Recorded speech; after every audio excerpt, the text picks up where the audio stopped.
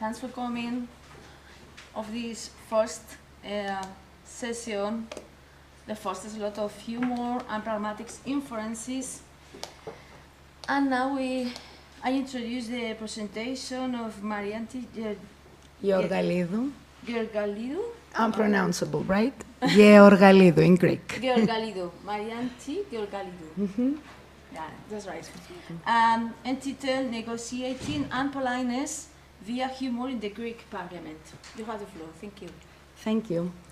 Good morning, everybody. My presentation deals with how humor serves as a means for negotiating impoliteness in the discourse of Greek parliamentarians.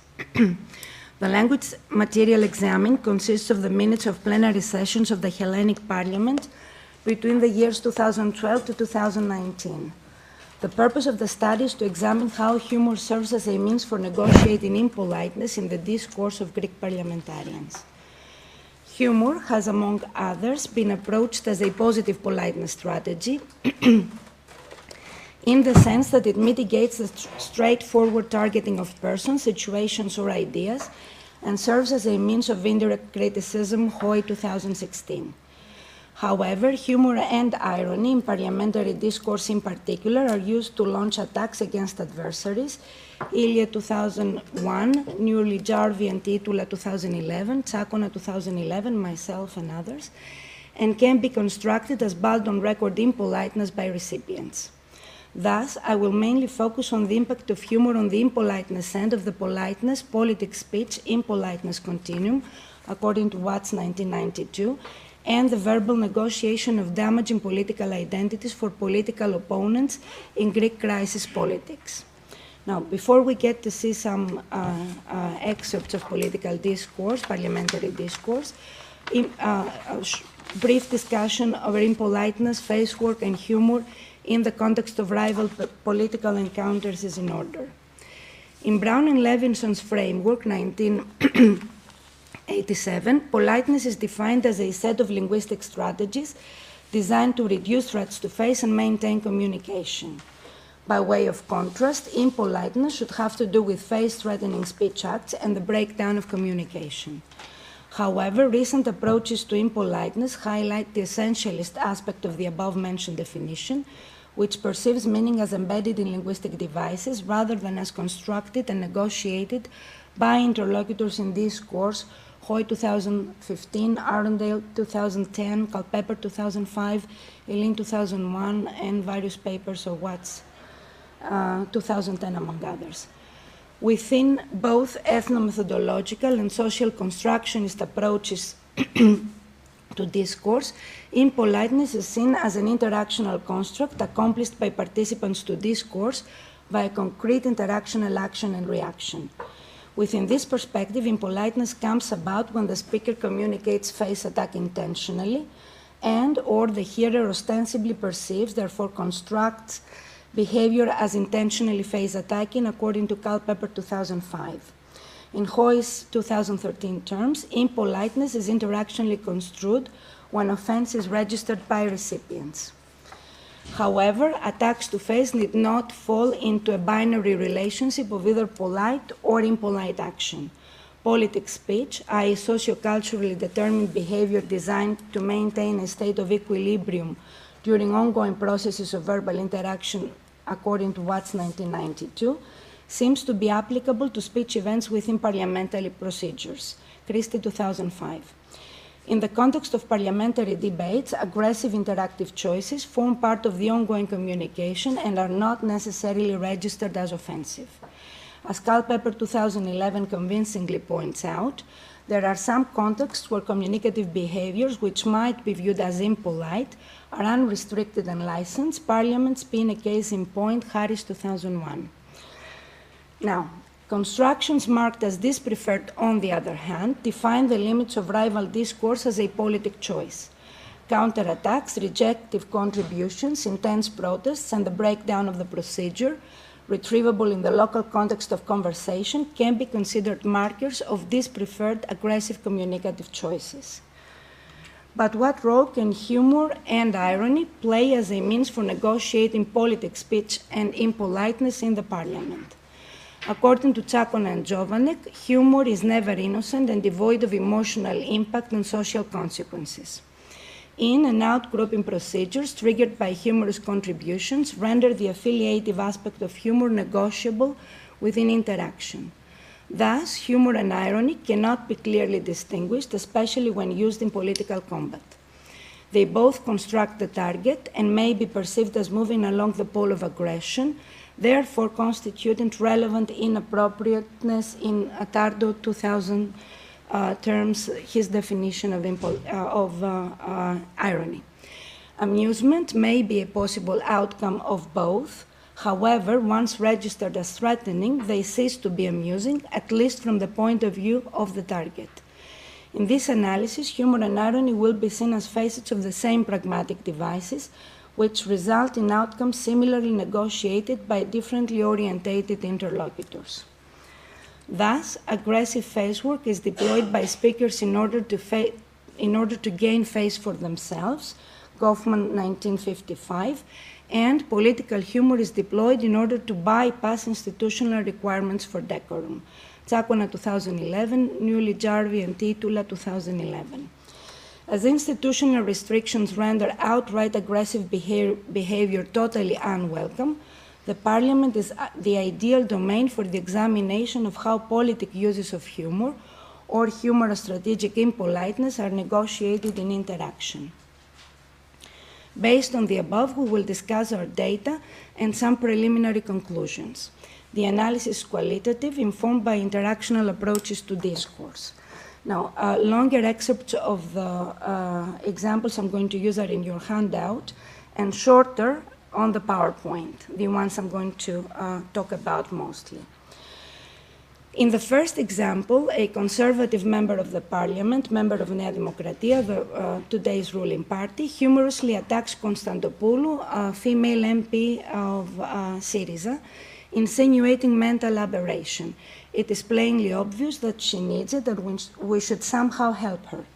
Georgiadis ostensibly sympathizes with Konstantopoulou's call for help, an insincere formulation which takes advantage of the incongruity produced by the different interpretations as to the nature of the requested help, legal or psychiatric.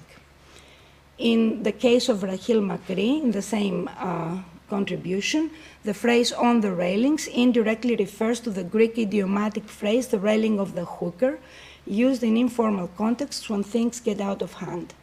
It is further contextualized as humorous by the stressed first syllable of the word railings and the use of the scholarly full form of the prepositional phrase "onto the railings" instead of "on the railings," which further stresses the incongruity among the formal parliamentary contexts and reference to colloquial expressions containing sexual connotations. The attacks are contextualized as both impolite and sexist by the strong reactions of other MPs and the temporary breakdown of the procedure. The House Speaker repeats order 12 times. Now, similarly, in the second example, a member of the Socialist Party claims that Theano Fotiou, a member of Syriza, keeps forgetting things in the first turn. He goes on to suggest that she suffers from Alzheimer's, thus indirectly activating the categorization senior citizen incompetent. His comment is directly contextualized by him as jesting, joking. Nevertheless, his interpretation is contested by Fotiou via an explicit metapragmatic comment. She rejects it as a hideous insult and holds Kegeroglou accountable for an offensive, therefore impolite act.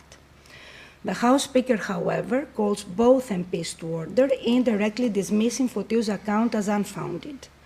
His reaction is contextualized by the overall history of employing humorous discursive choices to attack opponents in the Greek parliament, according to Tsakona 2011, and it highlights differences in the perception of meaning. Now, the following examples, 3, 4, and 5, are excerpts of the long speeches delivered by the then Prime Minister Alexis Tsipras, leader of the left-wing party Syriza, and the leader of the then loyal opposition and today's government, Kyriakos Mitsotakis, leader of the right-wing party Nea Demokratia. The sitting that took place 2 weeks before the local and the European elections in May 2011 was the culmination of conflict among political parties striving for optimal results in the forthcoming elections and ultimately in the national elections that were to take place in the next few months. They took place a few weeks later. Both leaders strive to score points against each other on a personal level, not just the political agendas of both parties, undermining each other's personality and moral status. In order to do so within the formal institutional context of the parliament, where unparliamentary decorum is castigated and may not sit well with the voters, they resort to humor and irony. The selected excerpts form pair parts within longer sequences, as they are not placed in consecutive terms as in conversational genres. Pairs are initiated by preceding speakers and are noted to be answered in the talk of the speaker who was the target of the attack in subsequent contributions. Therefore, second pair parts, as we can possibly see them, are delayed responses to criticism, humorous or otherwise. Now let us examine the first pair. In a long speech devoted mostly to what he considers his government's successful policy implementations, the then Prime Minister Alexis Tsipras refrains from personal attacks against the leader of the loyal opposition. In one of the few instances in which he initiates such an attack, twice in his 40-minute talk, he challenges Mitsotakis' adequacy, humorously portraying him as a cheating student, indirectly referring to his alleged rhetorical inadequacy. When called to the rostrum, Mitsotakis addresses the humorous insinuations by reversing the challenge. He directly portrays his adversary as a person boasting about his own ability, you claim, i.e. lacking modesty. He proceeds to predict his party's victory in the imminent elections. Thus, the allegations about his own lack of ability are not corrected. As Newly, Jarvie, and Tiitula point out, this would make the prior implicit meaning obvious, which might be more face-threatening. He counterattacks his adversary by means of direct control acts, inviting him to repeat his opposed claims to the voters' preference and appreciation after his forecasted defeat in the elections. He further escalates his attack by answering humor with irony, by reporting his adversary's supposed self-praise in direct speech acts. You claim, come and tell us, repeat, and so on and so forth. So far, there are no rejective reactions on the part of either the MPs affiliated to the loyal opposition or to the government. Lack of such reactions contextualize the attacks as pertaining to politics speech, thus as legitimate discursive practices in the Greek parliament, as Tsakona 2011 has also demonstrated. However, Mitsotakis proceeds, launching successive aggravated attacks via humor and irony. The first jab line refers to Tsipras' personal ethos, which reflects upon the ethos of the members of his party, with the metaphor of it having sunk in the turquoise Ionian waters. In the next utterance, we're informed that Tsipras' reaction to the attack was laughter. His dismissive reaction triggers the escalation of the ironic attack, this time by means of the mock chant, "Here comes Tsipras, the yacht cruise maker," echoing the pre-electoral chant, "Here comes the Prime Minister," by which party supporters welcome party leaders. The pun refers to a 3-day cruise on a private yacht. Tsipras and his family were guests on this yacht, went on in August 2018, 20 days after a destructive fire in Attica, which caused about 100 casualties.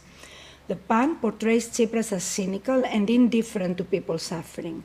This attack produces further applause on the part of Nea Demokratia MPs and, for the first time, intense reaction on the part of Syriza. The attack is further escalated by mocking jab lines, which further disparage the adversary, juxtaposing his alleged austere lifestyle to his going on a cruise, from the left of the squats to the left of the yachts.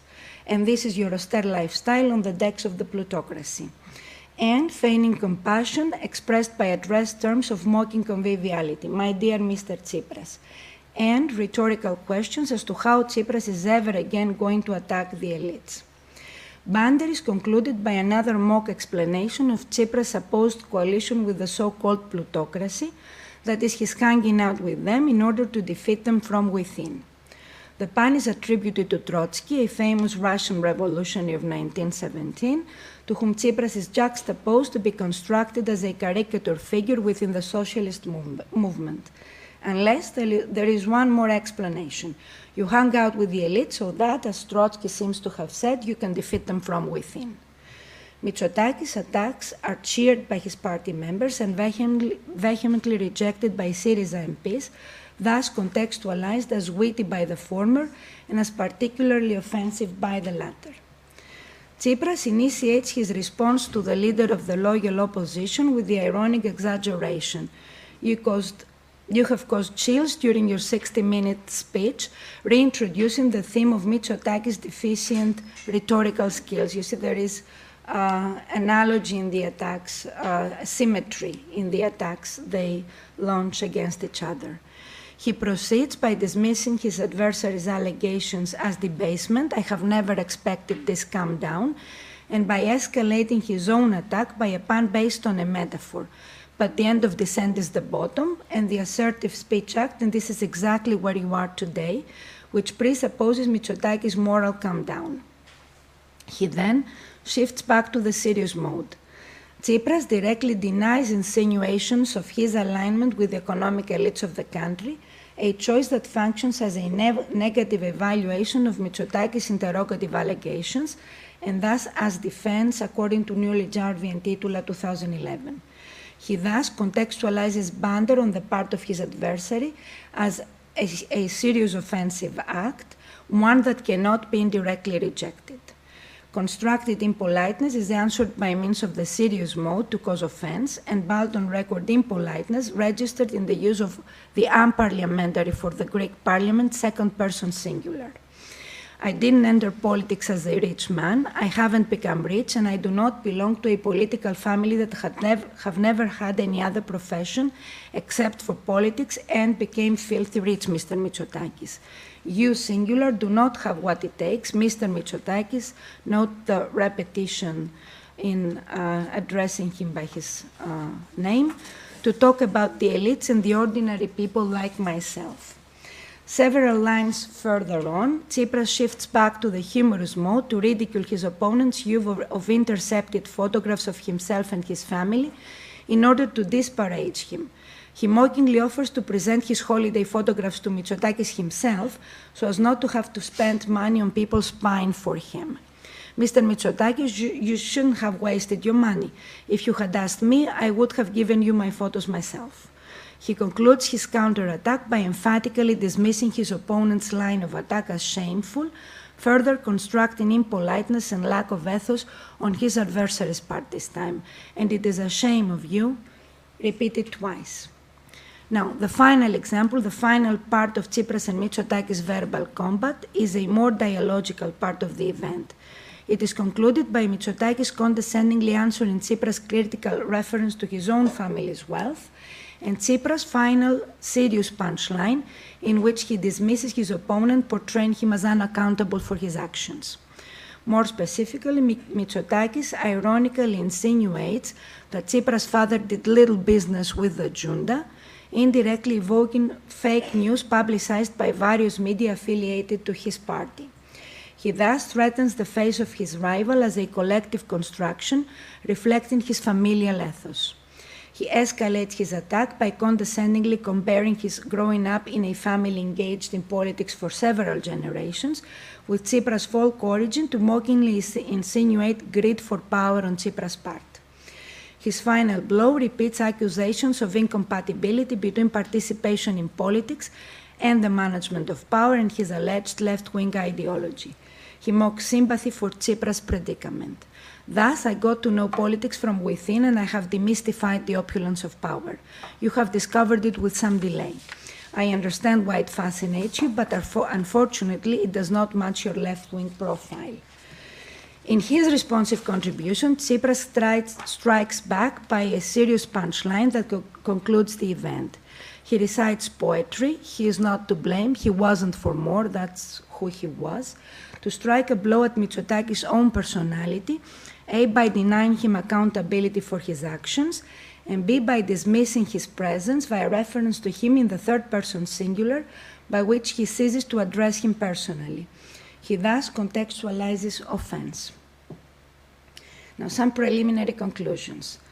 Verbal combats for access to power between political rivals are organized as binary relationships of enhancing one's face by striking a blow at that of the rival. To begin with, humor enhances witty constructions of self. It improves the speaker's position against the opponent, who is negatively evaluated. What is more, it contributes to the loss of the rival's face, at the same time resulting in the collective loss of face for all the members of the rival group, face being interpreted as persons in relationships, as well as relationships in interaction, according to Hoy 2013. At the same time, attackers address the in-group as competent leading figures, capable of enhancing in-group cohesion and solidarity. Humorous, ironic counterattacks serve to redress the balance.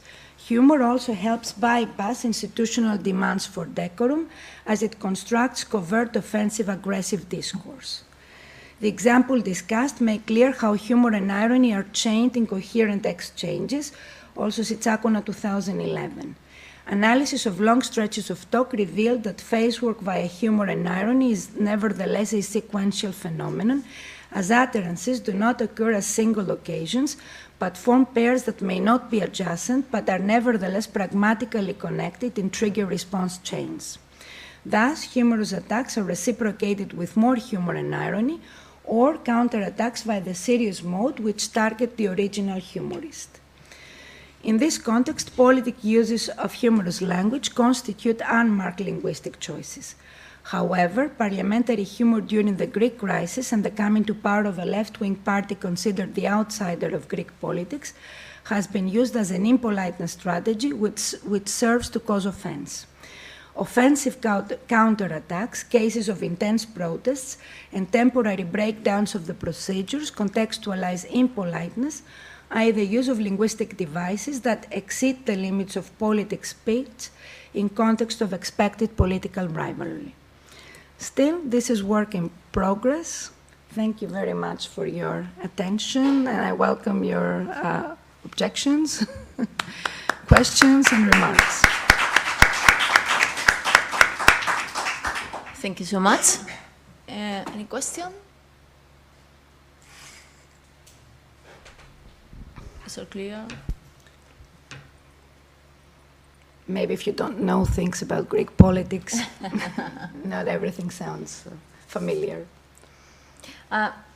One question.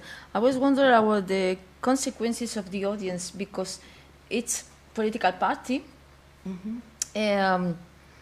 use humor for the in-group cohesion. What about the audience? This is a relation with the for example, for the right-wing audience, for the right-wing public? Definitely different reactions in the audience. The speakers in the parliament address by various levels. I mean, they have addresses in various levels. The primary addressee, the speaker, they respond to the audience, the members of the parliament, people who pertain to different political parties, as well as the overhearing audience, that is the media and the excerpts of the news, of parliamentary discourse that are going to be presented in the news in the evening. So there are multiple addresses when one examines parliamentary or political discourse, and the members of this very large audience have definitely different reactions and construct meaning either as humorous, offensive, witty, or lacking style or aesthetics. So when analyzing political discourse, should take different addresses and different identities, construction of different identities in the addresses into account. Thank you. Yeah. Just a quick question for information. What is the physical setup of the parliament? I mean, is it anything comparable to what you see in the British Parliament? No, Or? it's not. It's more or less the arrangement that we are having here today. The speakers are on the rostrum and the audience is sitting opposite them, yeah, in a semicircle. And the parliament is divided to areas where political parties usually sit. The left is not an ideological term. It means the MPs who sit on the left side of the speaker as the speaker is facing them, and the right, the political right, are the people who sit on the right of the speaker having the floor each time. Another question? Thank you very much for the interesting talk.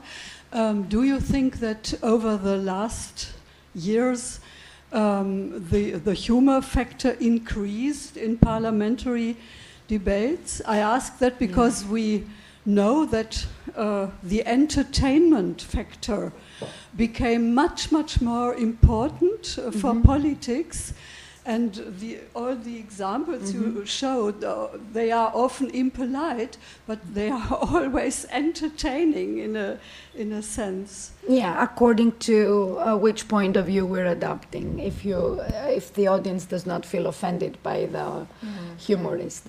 There is a change in the last few years, in the years of the Greek crisis. Humor was used before the Greek crisis, definitely. It has been recorded by Tsakona, Archakis Tsakona, prior to 2011. But in the years of the Greek crisis, it has become more edgy, more aggressive, and maybe perceived and constructed as more offensive on the addresses part. And I think it's not only the economical crisis that was a contributing factor to this change of how humor is used or perceived, but also the coming to power of an outsider of Greek politics, a political party that used to take a 3 to 4% of the electorate in national elections, and came to power in 2015. So attacks against members and Tsipras personally were quite edgy. If we compare, debates between Yorgos Papandreou, the former leader of the Socialist Party, and Karamanlis or Samaras, there is definitely a difference in the style of addressing the adversary. Last question, please. I actually wanted to join the conversation with the question of whether now is a renaissance of being funny in politics, because I'm not entirely sure that's true. Well, that's why I chose the term of the renaissance, because I'm sure now the politics are turning into the axis of virtues of credibility and attention as the main two virtues. But if you look at the historical evidence, you can also notice that they always retrospectively, at least in German context, speak of politics being funnier previously. If you look at the texts or interviews from the 70s, they speak of, at the time of Konrad Adenauer, it was so funny in the parliament, now it's completely boring. Then you look at the interviews from the 90s and they say in Bonn parliament it was so funny, now it's completely boring. And my hypothesis is that there was the time before the media when there was a club of men with comparable social status, closed. Then jokes don't go out. You can make jokes about unprivileged people, women, everybody who's not there, and we all have a hearty laugh. Remember, Quintilian criticized Cicero for being too funny in the Senate. And now when media are everywhere and basically everything can be broadcasted, I suspect it's become more of a challenge to be funny, but it is a new desirable quality. So, exactly. It's a topic for discussion. Yeah. Thank you. I think I've mentioned that before. The speakers in the parliament do not address just adversaries or other MPs. They address the general public, the people watching news, and news only project seconds or minutes, and the witty constructions are privileged by, or the exchanges that are do not comment on political events, but attack each other's identities. These are privileged by the media. Okay, thank you so much again. Thank you.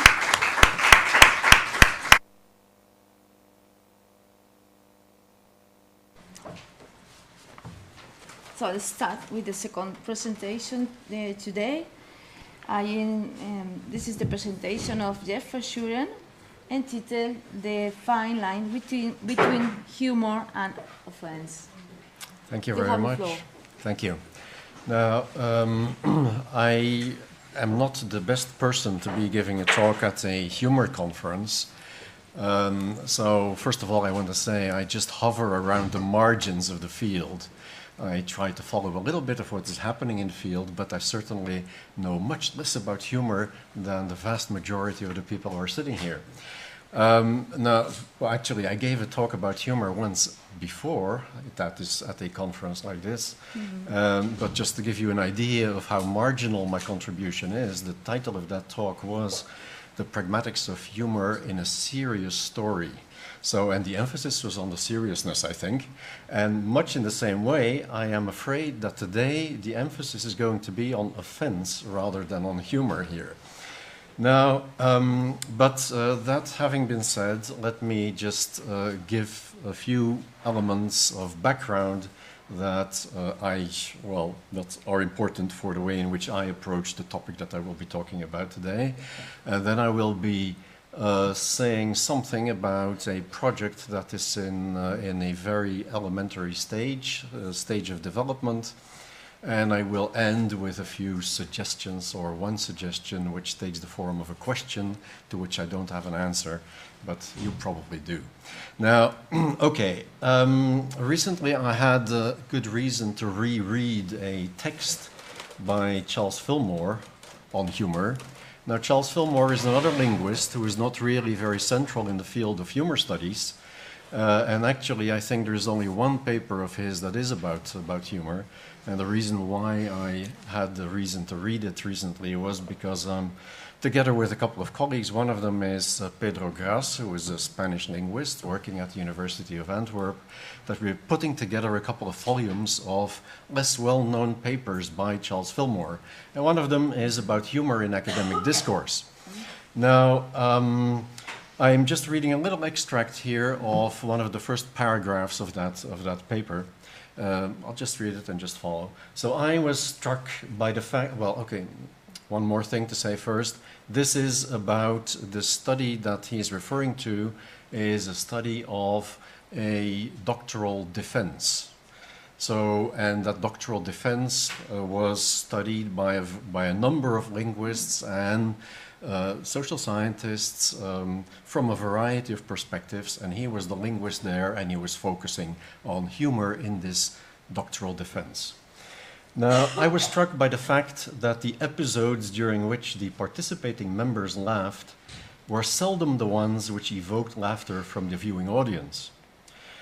On the one hand, this meant to me that as unobserved observers, my fellow viewers and I were enjoying the luxury of being able to show amusement at other people's jargon, poses, and speech errors without running the risk of offending them.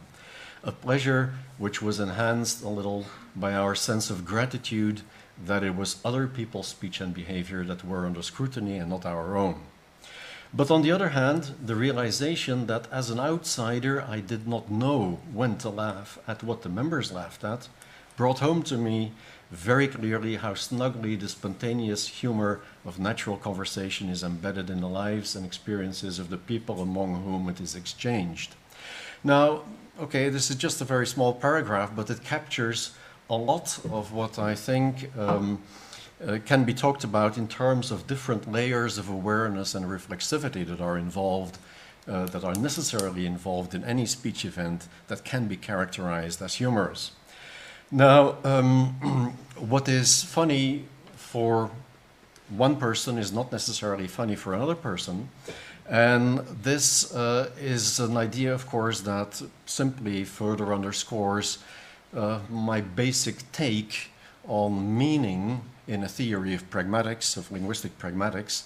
So I've become more and more convinced of the fact that when you want to talk about meaning, you have to conceptualize it as meaning potential rather than anything else. And when, for instance, studying a piece of discourse, well, okay, you can see various kinds of meaning potential in a specific stretch of discourse, but whether this gets realized, you don't know until you see that a specific aspect is being picked up later on in another stretch of the discourse. Well, but this is another topic. Should be the topic of another lecture, actually. Now, then coming back to the reflexivity issue, more and more, when you talk about discourse in the public sphere these days, I think there are good reasons to think about it, about the reflexivity that takes place there as a form of derailed reflexivity or derailing. I do not want to say that the phenomena are new, but it's the phenomena that I want to point at are striking. This derailment of reflexivity, you find it in various fields of the public sphere. You find it in politics, you find it in academia, you find it in the media. Just to give you an example of the politics, if you think about discourse related to migration, and the politics surrounding migration and the way in which the politics was being defended by specific forms of discourse, then there is a very strong development that you can see taking place in the last 50, 60 years. And this is described, for instance, by François Héran, whom I'm quoting here. He says, well, okay, if you look at the 1950s and 60s in northwestern Europe, well, let's say France, Belgium, Germany, the Netherlands to a certain extent, then migration in the 1950s and 60s was motivated on the basis of an economic politics. So immigrants were needed to do jobs that nobody else wanted to do at that time, so there was an economic need for the migration. And at a certain moment in the early 70s, the need stopped for a number of reasons. One of the reasons being that, for instance, in a country like Belgium, coal mines were being closed and the steel industry didn't work so well anymore, things like that. So, but still, migration didn't stop. And even though officially there was a stop to the migration didn't stop. Why didn't it stop? Because a new kind of politics was introduced, which was a juridical politics. So the reasoning was, and what got translated into the discourse, that, well, okay, people who want to reunify their family, for instance, well, okay, they should have the right to do so.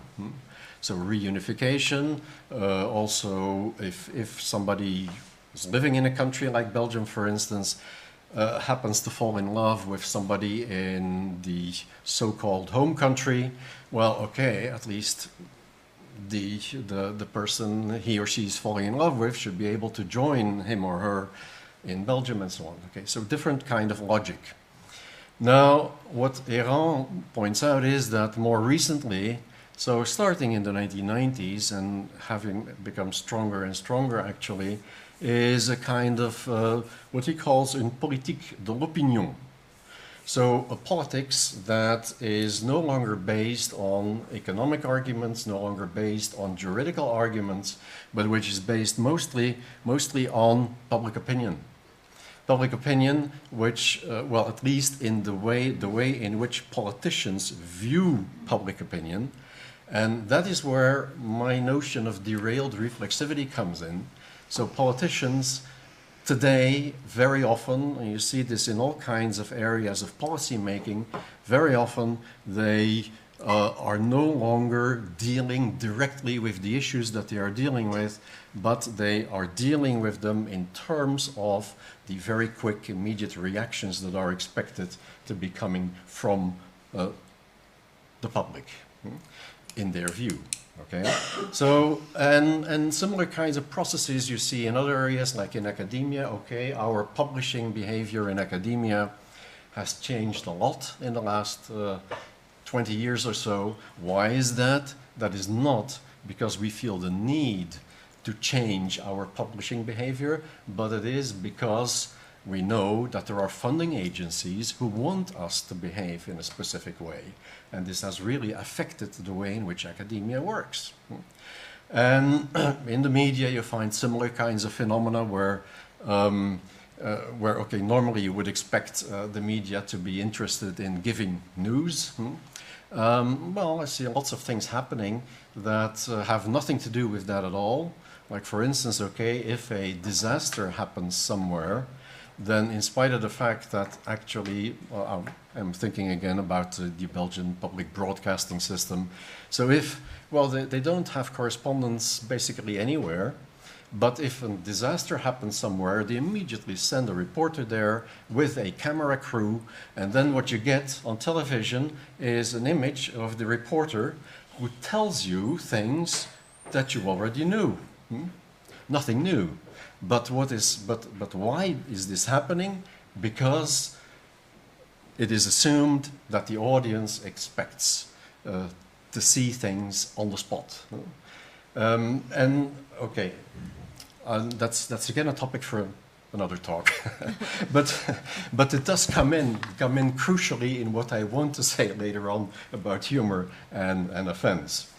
Now, in the virtual public sphere, well, okay, the virtual public sphere, of course, has, social media, that has a lot to do with the reasons why things have been developing in the public sphere as they have.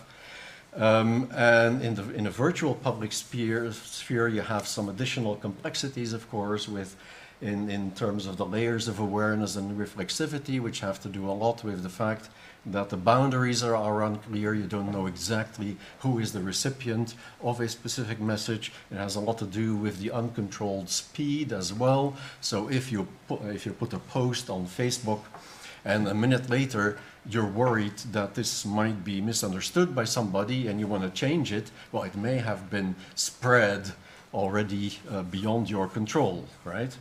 Now, okay, now, okay, just a little quote from Wortham and Reyes about the role that new media play there. New media communication is usually densely networked, often with many recipients receiving messages and with linkages to other posts through forwarding and quoting and so on, but there is nothing new here that you don't know.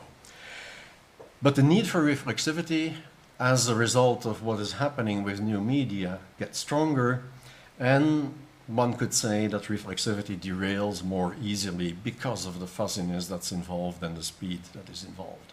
Now let me get to my topic.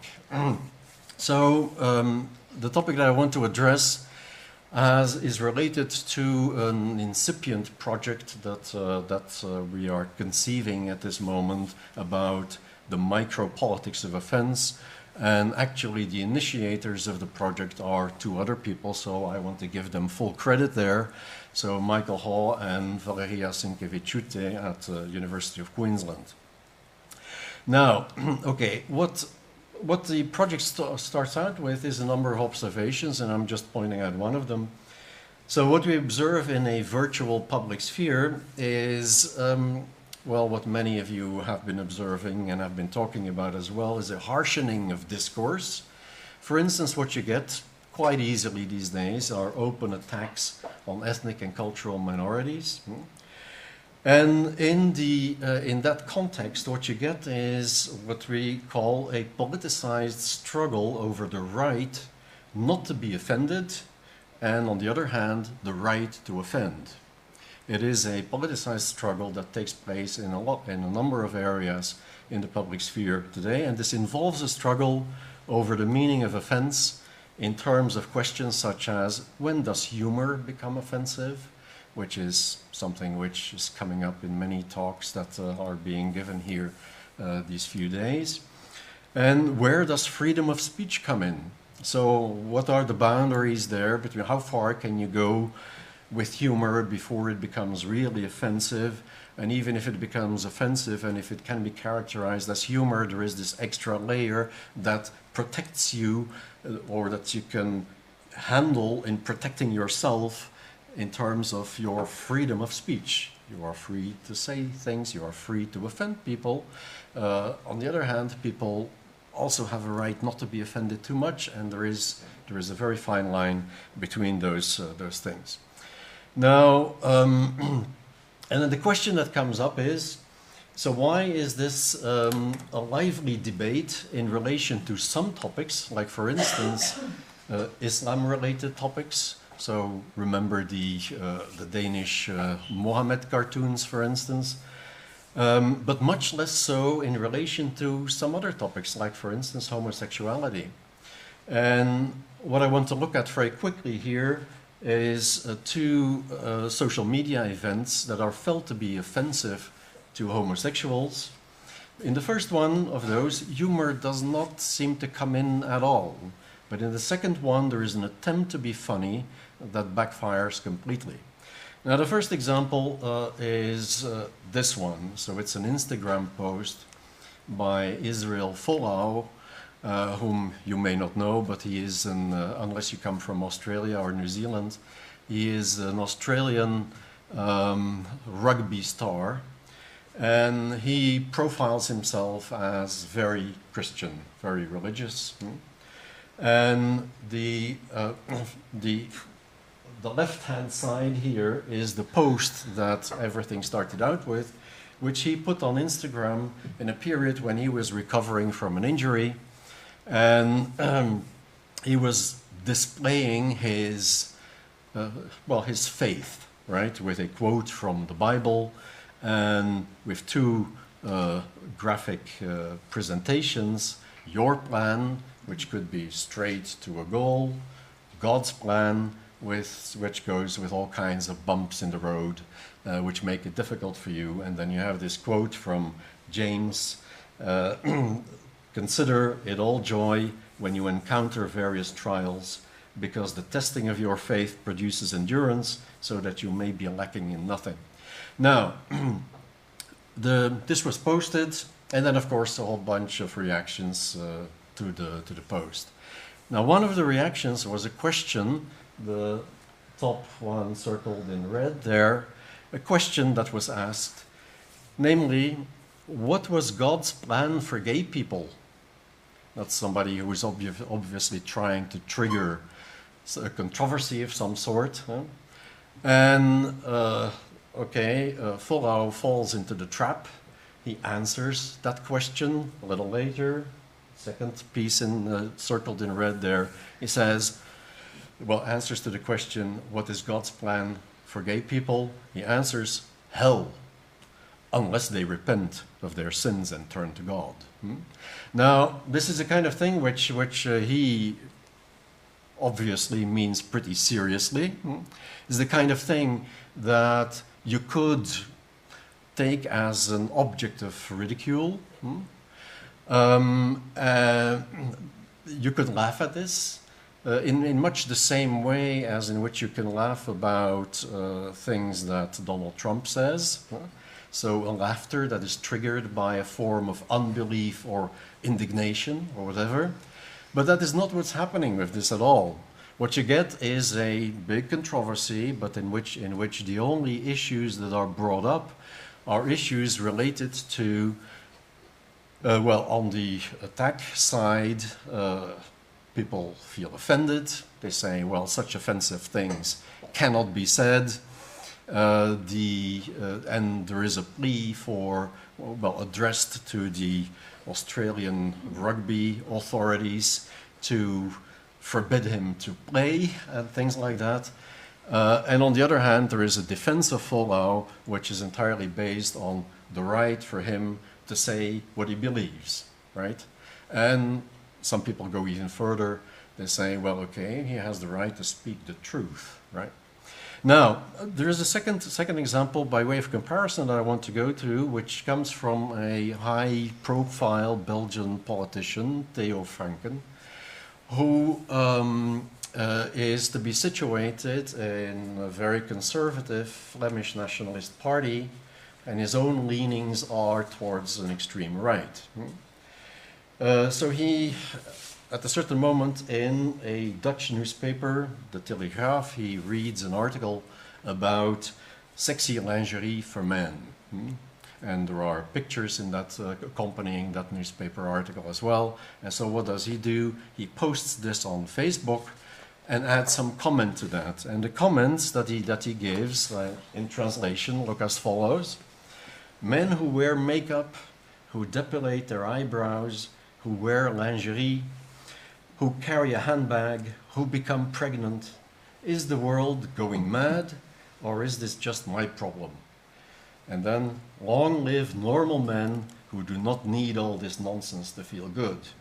Share this if you agree. Now, of course, also, well, here he is obviously trying to be funny. Now, this is not perceived as funny, of course, by anybody who feels offended by this. And so you get a big controversy there. But then what you see happening here is that he falls victim to this derailing of reflexivity, because in the minutes and hours that follow this first posting, he changes the post 11 times. And some of the changes you have here, there are 11 rewritings, and I quote a couple of examples there. And for those who need or like this, certainly don't feel offended. It is nothing personal. Be free. Or then another rewriting. And no, I'm not against gay rights. I have been fighting for them for years. This has nothing whatsoever to do with LGBTI, but only with the persistent, disproportional amount of attention for marginal phenomena in which 98% of men are absolutely not interested. So actually he even makes it worse than it was by becoming so explicit. And then finally, well, when he sees he doesn't get the kinds of reactions that he wants, he withdraws the post and then posts another message saying, Facebook post removed, too many misunderstandings, not a priority. Okay. Now,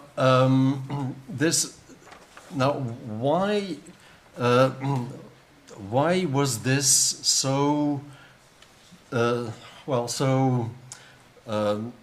terrible for this Theo Franken? Mostly because the party that he belongs to is a party which is not progressive at all. It's a very conservative party, but at the level of gay rights, they are very outspokenly in favor of gay rights. So one of their advertisements, one of their slogans in campaigns are things like this. Being able to be yourself in full freedom and safety. So that's one of their mottos. And then what you see, of course, the symbol of the rainbow colors. And so, in fact, in public, well, the official line of the party is very much in favor of gay rights and so on.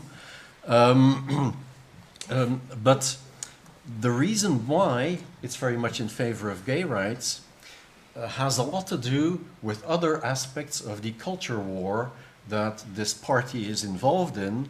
Namely, this is one of the things that they bring forward all the time when they talk about the unadaptedness of Islam to Western culture. Well, okay, I think I don't have much time left. I wanted to give an example of how this contrasts to the positioning of this party on other themes, like the theme of discrimination and racism and so on. But let me just stop with the suggestion that I want to make, which is, well, okay, in the case of gay lifestyles, the right not to be offended seems to win over the right to offend in this specific case. That is not the case with other lifestyle issues, such as a public displays of being Muslim, for instance, and also there is no reason to believe that this is a stable situation. And then the suggestion or the question is, well, could the tracing of developments in relation to the positioning of social political issues in relation to the right not to be offended and the right to offend, could that help us to chart developments in the ongoing culture wars? That is my question, and I don't have an answer for you, but okay, I'll be thinking about it. Okay, thank you.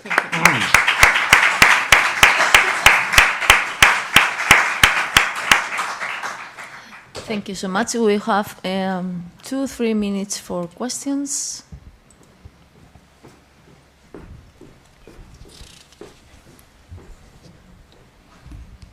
Okay, one question and one remark. The question first.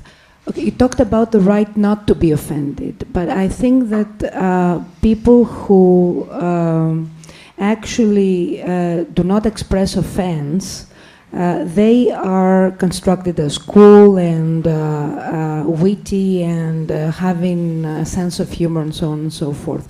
What about the right to be offended? Mm-hmm. Which is not politically correct, maybe. The right not to in be fashion. Mm-hmm. Well, I don't think the right to be offended doesn't come into the picture there, because well, anybody who wants to claim a right to be offended will not be using the right not to be offended. And so there is no, I don't know how to situate that there. Yeah. What I have in mind is, for example, jokes about feminists and reactions, or sexist jokes and reactions of feminists who then are described as feminazis, right? That's a word used in Spain as well. No. In Spain, yes. Feminazis, yes. Feminazis. Okay. But isn't that just a matter of ignoring offense? Yeah. I don't know. I mean, I have questions, not answers. Yeah, it's a good question. Yeah. Sometimes questions are more useful than answers. Yes. Okay. And one more observation. In the audience, there are people who remain silent, and what I have in mind are reactions to, for example, uploads in YouTube and polylogs that develop underneath, which can be very offensive sometimes and can be read by people who do not respond or react to them. And this is a silent audience that we have no access to, so we do not know how meaning is constructed. So I couldn't agree more with potentials of meaning instead of talking about meaning per se. Yeah, thank you. Any question more? It's okay. Thank you so much. Thank you. Thank you.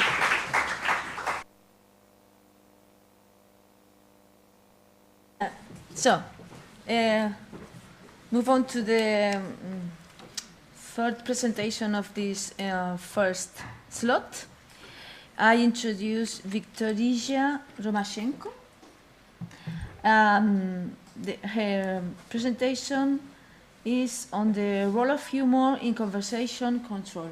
Thank you so much. You have the floor. Thank you very much. So I come from the Department of Rhetoric of the University of Tübingen, Germany. And I'm a humor theory researcher and informal logic enthusiast. And today I have the pleasure of speaking on a topic that represents really a crumpet of my research on political communication. Namely, I gather and systematize information on what can a professional politician achieve by using humor. So today I'm speaking about the role of humor in conversation control. Let me begin by showing you a short clip from an American late-night TV show with Jay Leno, and the guest, I think, needs no introduction. What's this thing with Trump and you? It's like me and Letterman. What has he got against you here? I don't get it. This all dates back to when we were growing up together in Kenya. Yeah.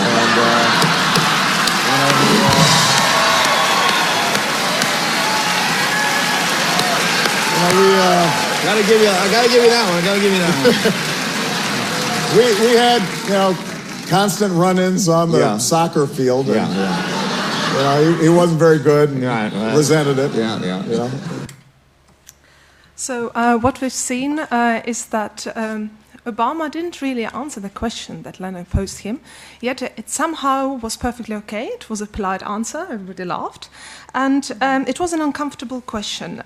So besides contributing to pathos by lightening up the mood that was resolved the tension created by this uncomfortable question, he managed to attract media attention by creating a delicious soundbite for everyone to share.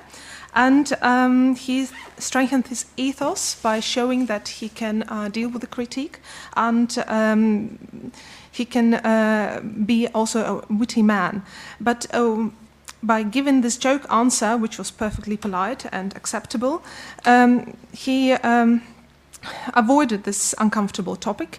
So this is my point of interest, the role of humor as a tool for conversation management. And my hypothesis is that even in situations of asymmetrical conversations, such as interviews, humor can be rhetorically used as a tool for conversation management. I want to differentiate here this function from other functions of humor, because there are many, and that's my area of research. But I cannot completely cut out only this function, but I'll do my best. In German, there is a very fitting term, Gesprächssteuerung, and I've chosen the translation of conversation management because I just found this translation in literature.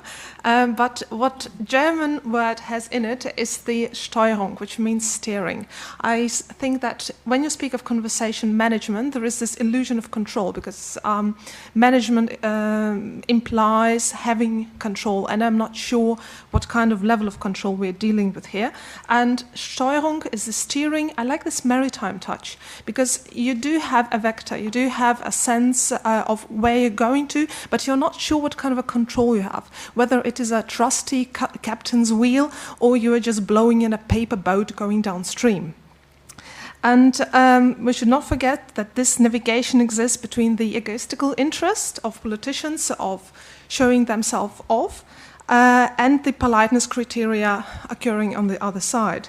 And this criteria or expectation of politeness for politician puts, of course, the added pressure being in the public sphere. Thus, just abruptly changing the question or changing the topic of conversation will not make the finest of impressions. I suspect that humor would allow us to use it as a more subtle way of control. Imagine it is pursuing your own agenda while maintaining face, like boarding a crowded train on a rush hour. Getting that desired window seat is not entirely up to chance. You can't push, you shouldn't elbow people, but you can use finer strategies like taking the right spot while boarding the train. And I strongly suspect that humor acts in a similar way. So why would politicians want to control a conversation? Well, because it is a high-risk environment. It's not like in a monologue speech. You cannot completely control what's going on, and when media broadcasting is involved, and let's admit that's nowadays practically always, it's an added risk. Of course, conversational management is a natural part of any conversation. It can occur also on paraverbal or on non-verbal levels, and there is also a concern of conversation management turning into manipulation. But this border between the management and manipulation is not only group-dependent, it will also be culture-dependent. At this point, I would like to remind everyone, especially myself, that it is not always a bad thing to want to control the conversation. It also occurs when somebody has misunderstood us and we just want to clarify things.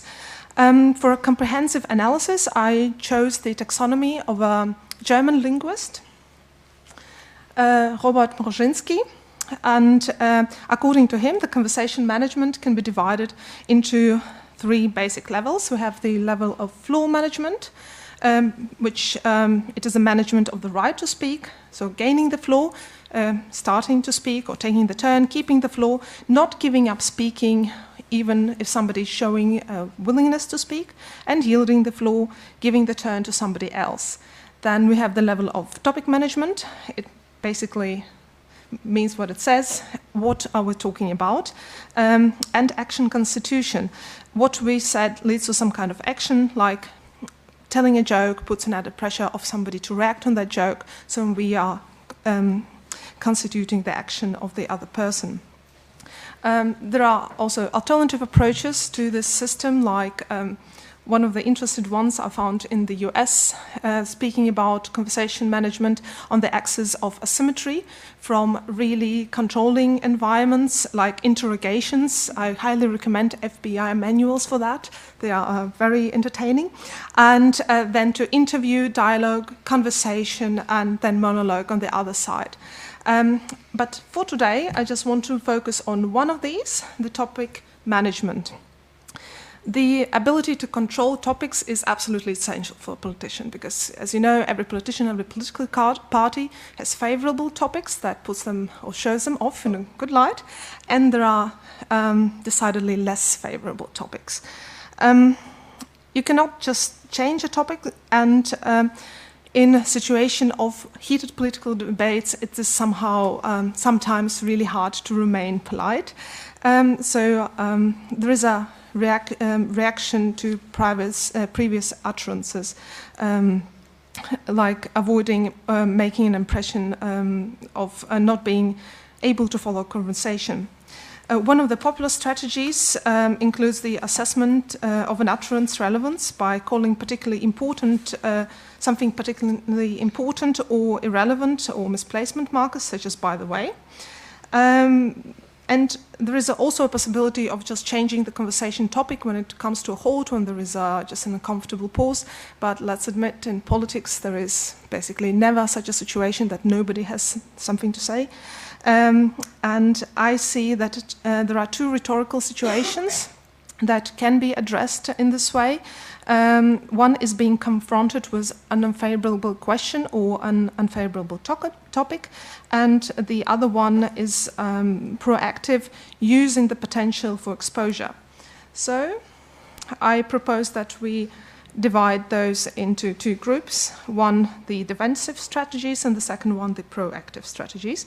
The defensive strategies would arise as a reaction to external threat, somebody else controlling the conversation, and thus it is a strategy of polite avoidance. And the proactive strategies do not have any external threat, but you just use the chance you're giving and try to navigate, once more the maritime connotation, conversation into the desired direction. So the first one, the defensive strategies, you can also call them Teflon strategies, can be applied when the conversation takes a very undesired turn. Generally speaking, the humor allows us to create a distraction of some sort. We can, of course, use other methods, and when a conversation takes an undesirable topic, it can present us in a negative light. We can just change a topic by using "by the way" or "that reminds me," which is behavior that is well known in psychology and called avoidance behavior, that we just don't want to talk about something. And then we just change to jokes as one of the options. So you can also say, "I've got a funny story for you." And perhaps one of the most celebrated methods for conversation control is asking questions. They control several levels because they do not only define the topic that we are going to speak about, they also act on the upcoming action, that is, we have a pressure of being forced to answer that question.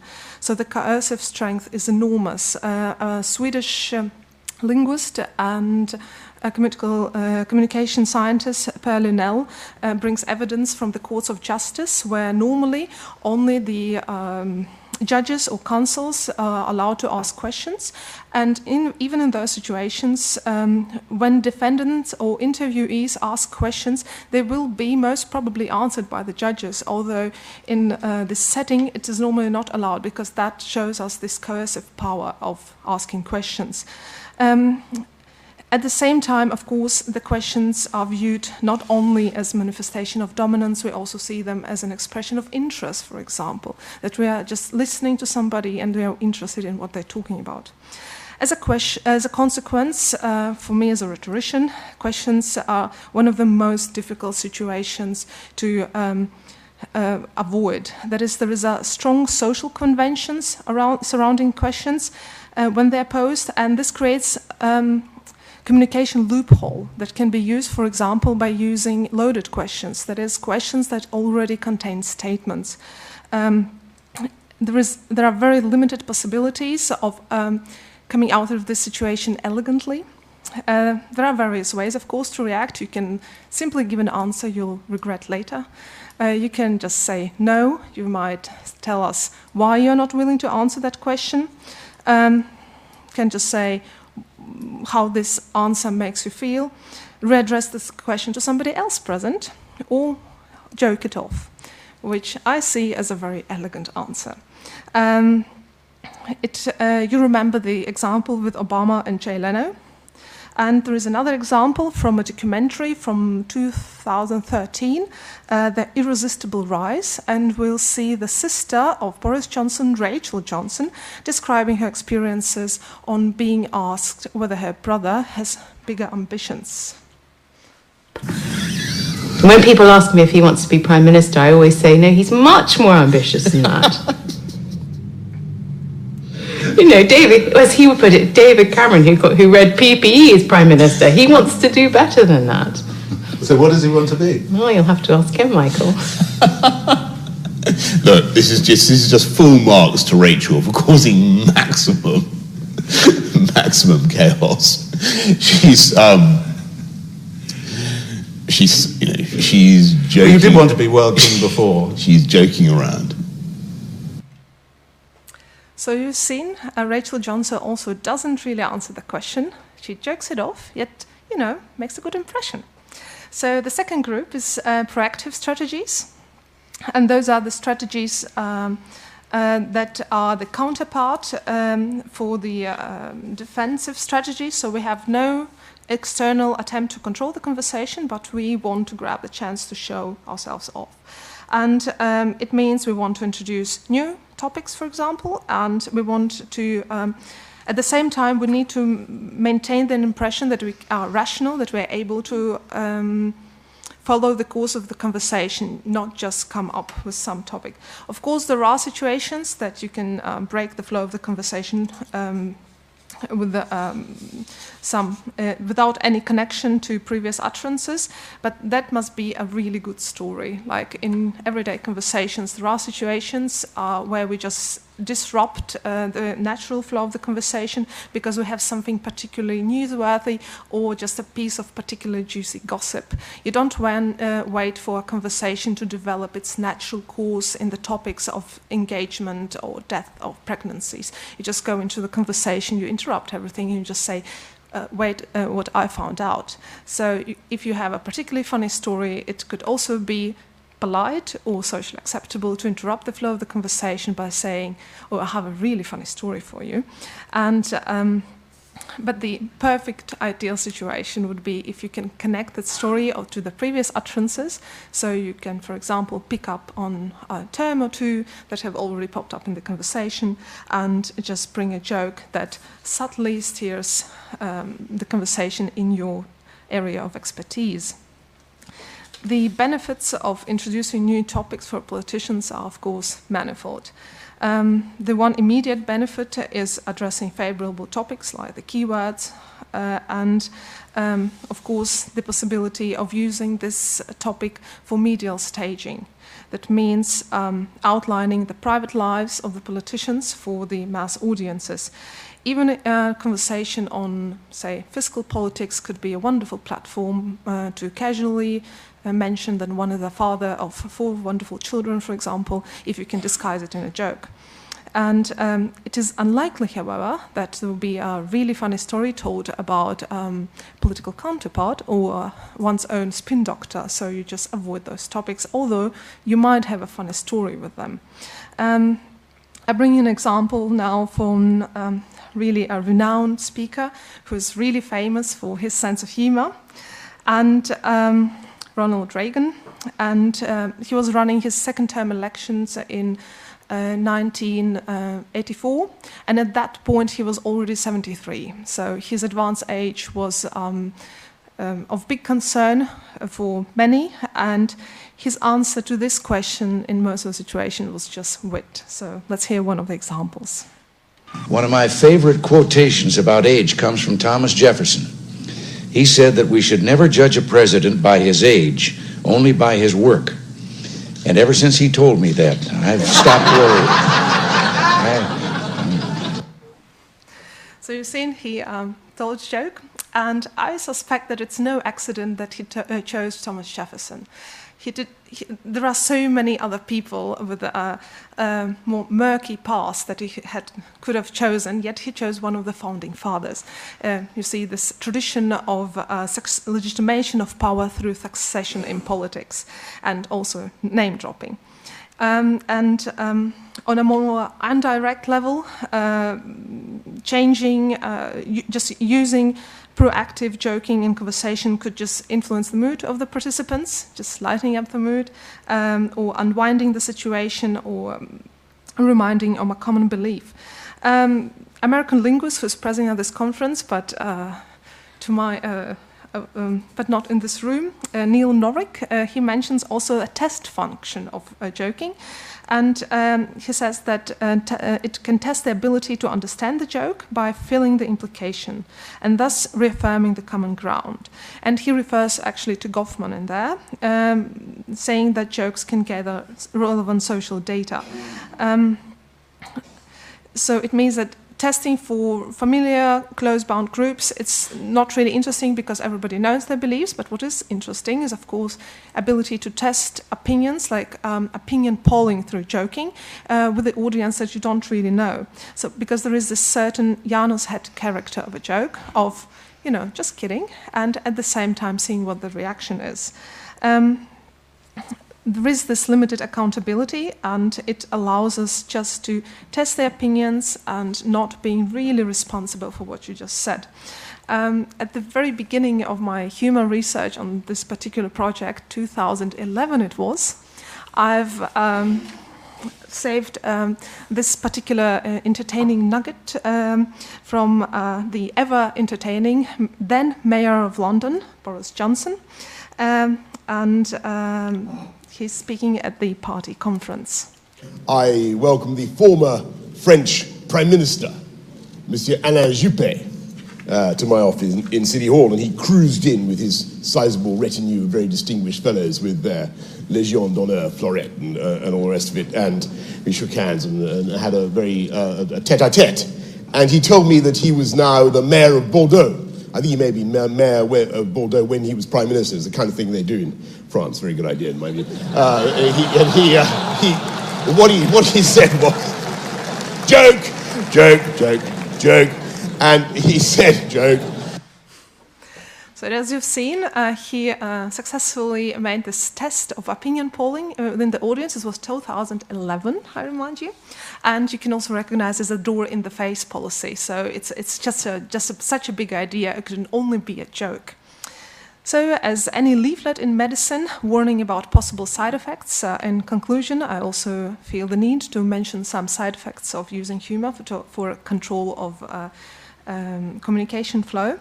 For one, this excessive use of joking might create an impression of being secretive, hiding something. It can make an impression of being irrational and just not being able to follow the flow of the conversation. It's up to you to decide which is worse. And of course, during the opinion poll, it can create an impression of not being on the same page. So you can see that besides the well-known functions of humor, such as lightening up the mood, creating a bit of entertainment, expressing critique, or emphasizing shared values, you can also see the ability of humor to influence the flow of conversation, consciously or unconsciously. And I want to end my presentation with an example of less successful opinion poll that occurred when on the topic of wiretapping by Obama administration, that occurred during the visit of German Chancellor Angela Merkel to Washington.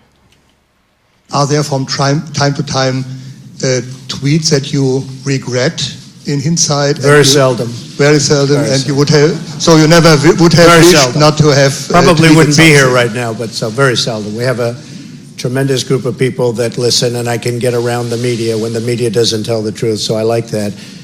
As far as wiretapping, I guess, by this past administration, at least we have something in common, perhaps.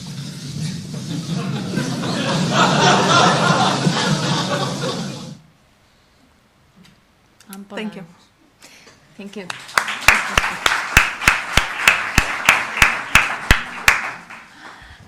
Questions?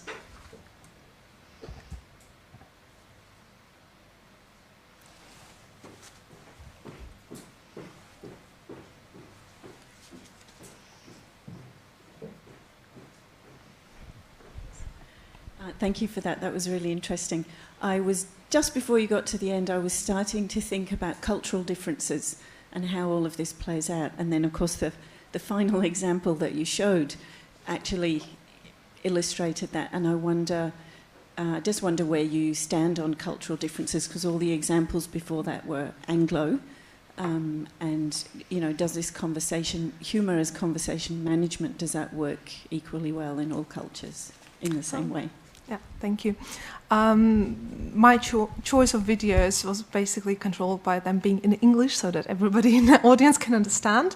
And it's become more of an international thing, I would say, nowadays. There is still a cultural difference, especially in the level of the image of a politician. So there are different ideas of what a funny person in public is being seen as. For example, Angela Merkel, I have all the evidence to think that she's really witty, but international audiences don't know her by that image. And I don't know how many of you know jokes by Vladimir Putin, and he makes jokes, but it's not an image that you communicate internationally. And so these were also very public speeches. And if you look also, I work mostly, of course, with German television and German media. It occurs as well. It's just the biggest producer of political jokes is still the Anglo-Saxon community, because there are older rooted traditions of being funny in public there. But nowadays there is also this general style or event management of politics that comes mostly from the US, and that it's being replicated in other countries as well, and part of it is being funny.